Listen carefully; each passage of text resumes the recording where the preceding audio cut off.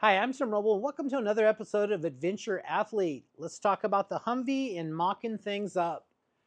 So, spent this last week going and basically getting my aluminum, and I also bought some birch plywood. And I'll just say that really quick. Wow, things have really gotten super expensive. When I started using that aluminum on the adventure truck, it was $52 a sheet. During COVID and when I was finishing up Oscar Mike, I think I was at like 68 or 70 a sheet, and now it's $100 a sheet. So 17 pieces, $1,700. 3 sheets of half-inch birch plywood, marine grade. That was like $210 at Home Depot. So you can start to see that some of the stuff starts to get expensive, and that's why these builds actually are what they are and as expensive as they are. So super awesome moment right now. About an hour and a half ago, I mocked up this 4-foot piece right there. And I thought, okay, that's what it's going to be. That's going to be with the top down. It's kind of disappointing because it takes away from the sleek look that I absolutely love. But now that you can see, we got the mattress in place, and that was already going to have pop-up sides on it.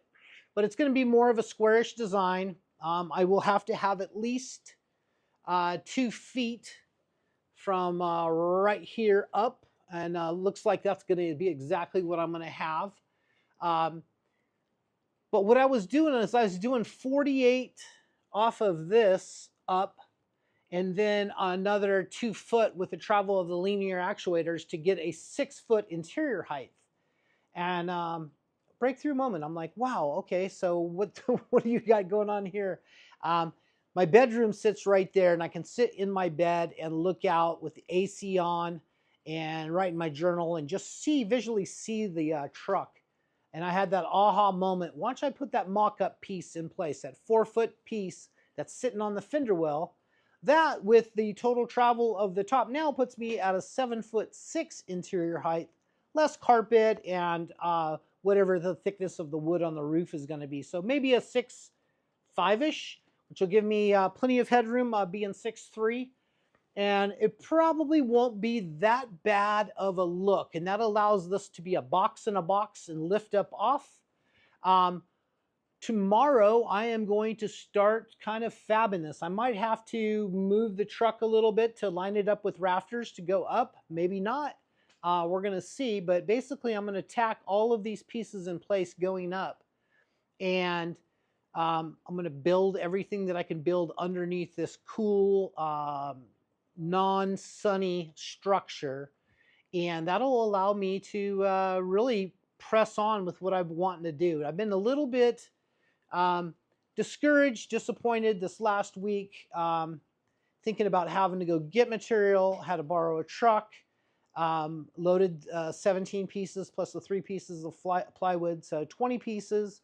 When I parked the truck out front and brought everything to the back here, I ended up getting 10,000 plus steps on that. My goal a day is 10,000, and my watch was going off. I hit 10,000 on the last piece coming in, and I was like, wow, that's pretty crazy to get that many steps. But yeah, long story short, I just been kind of piddling around and trying to find organization. So I put these mattresses in place just to see what things are going to look like. Put the mattress up top. I already have the final cuts on the wood. I got one more little cut that I need to do on the mattress for the water fill, and I already knew that, but I wanted to say that on video.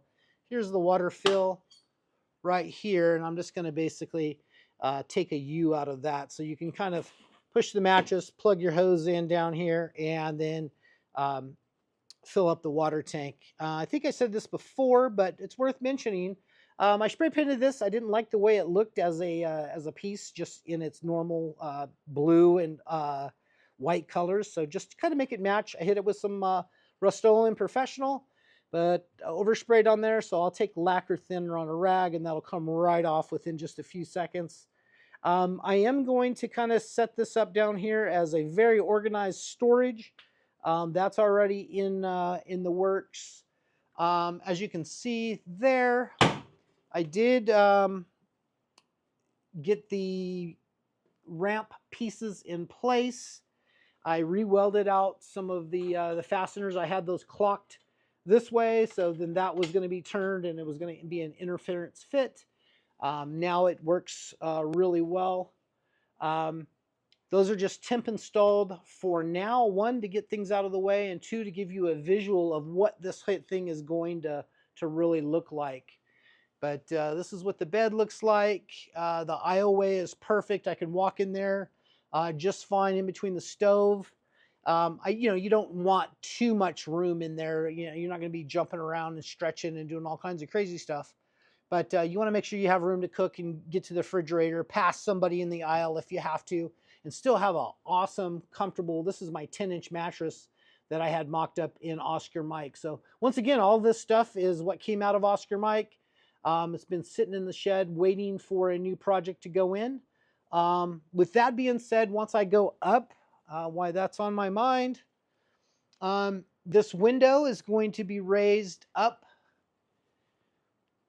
to the 1 inch right at the level of the bed, and then the framing around it. Remember, we got 24 inches of travel, so the framing around it wouldn't be able to go all the way up here. So I was trying to find a solution for this area right here, because you have to basically make a cap that would either fold down or be a like a proxy panel. But I thought, oh, you know what? That's a great place to mount these tracks. I got these off of Amazon, and the first order I made, I didn't actually go take the dimensions. And I got to thinking, oh, why don't you measure what you have here? Because I thought, oh, I'm going to probably have to cut some of this.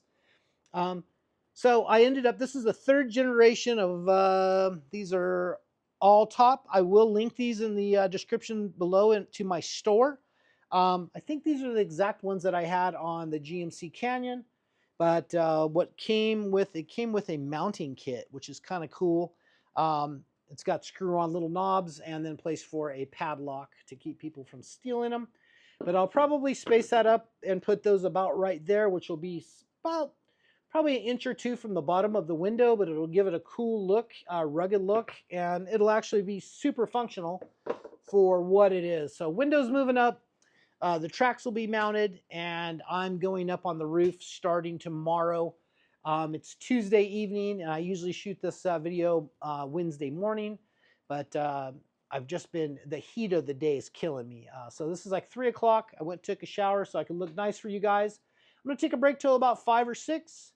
And then wife and the kids are going out to do something, and I'm going to stay, and I'll probably work till 8:30 or 9 tonight, and then get up early in the morning and hit it because I'm excited. I'm like, that's exactly the breakthrough that I've been waiting for, to get that passion that you want on a build and like that aha moment.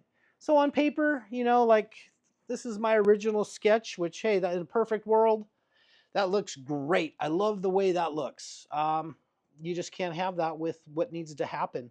So mocking that up tomorrow. While I'm thinking about it, I will get the TV, which is a 42-inch. I think that measures out at like 24 inches high and 36 inches wide. And I kind of plan to put that right there at the end of the bed. I just have to make sure that I have enough room for a foot to go there to crawl over or crawl into bed. I really don't see a different solution for it, maybe over here in this corner that you wouldn't use. I don't know. We'll see. I'll start plugging pieces in, and that's kind of what I'm doing now, is seeing what works and what doesn't work, and go down that that path. But for packaging, I'm super stoked.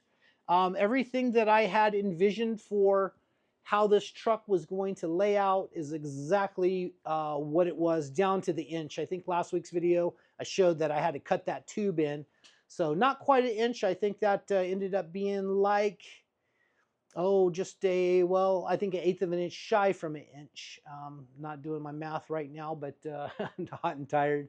But yeah, like packaging has worked out perfect, and it's the smallest platform possible to be able to package this much stuff into this. Another thing that I want to give a shout out to is this Miller 255 with a 25-foot torch lead. Basically, I can park this thing here in the back, and I can run everything that I need to run and do the welding, which we're kind of coming to that end of that process. Still probably have about 3 days worth of hardcore fab. But after that, then it's going to be the little details of paneling and stuff. This will be covered in a headliner type. It's actually a furry carpet material, and I really like the way that is because it really provides a nice sound deadening and looks nice and easy to keep clean. So basically that's what we got going on here. Packaging on that turned out really well. Need to add some switch panels and a couple other little things and then touch up some of my welds. And I have discovered I'm getting to that spot now where I have to wear readers, especially if it's darker out. Sucks to be that way, but I keep readers now here on the fabrication table. Got a couple sets there, and then readers stashed up here in my mess for when I'm measuring things out. Another pro tip is if you're cutting 1-inch tubing, you really want a tape measure that's no wider than 1 inch, and you can see why here is because it fits down the center of that instead of it being a wider tape that won't go through here and clear. That way you can get a more accurate cut. I usually use the tape measure to set everything and then clamp it down, pull it out, and then now you're cutting exactly on that line. So that's just kind of how I do things. I've had a couple comments. Thank you guys for the comments, by the way. And if you would please hit me up in the comments, even if it's a thumbs up or just something cool. That would be great. And if you think I'm sucking, I'll take that too. But yeah, talking about welding and cutting things off, that's just how you have to do it. Sometimes you just don't get it right. You have to see and keep pushing through to your dream. And that's what I'm doing. I'm getting out here every day and just pushing. And now I'm super excited because now I have a great direction and kind of written down some stuff in my to-do book and moving through the process. I will talk about my Stark Varg real quick. I'm super stoked that the new software came in. I downloaded it. That gives you 10% more battery, a smoother power curve. But what I really am super stoked on is it has a reverse now, a crawl mode. So you could use crawl mode to load your bike forward. You basically would hold down this button. I don't have the bike on right now, but you would hold this button down. And then I think when it locks into green, that's in crawl mode. And then it's about like 1.5 mile an hour type thing. And then you hit the button again, and then you're back forward. And the same thing with the button on the bottom is you hold the button down and then it turns pink. And now you go backwards. I'm actually going to start working on riding the bike backwards. I think that's going to be cool. And I could do that here at the house, do little circles in the driveway and stuff backwards, just trying to do something different. But I think that's going to get super handy when you're out riding extreme and you get in that spot where you got to back it up and you can't. You got to back up uphill. You could use that reverse mode. And I'm super stoked on that. Anyway, that's going to be it for now. Questions, comments, hit me up down below. It doesn't have to be pertaining to the Humvee. It can be van life. I've been getting a ton of how to wire my solar. What solar should I buy? Is it better to go with a solar generator or a dedicated standalone system? So I've got a lot of knowledge on that. Still working with everyone for free. So you got a comment, hit me up down below. If it's something we can't handle in the comments, I'll give you my phone number. You can give me a call or we can text and do it that way.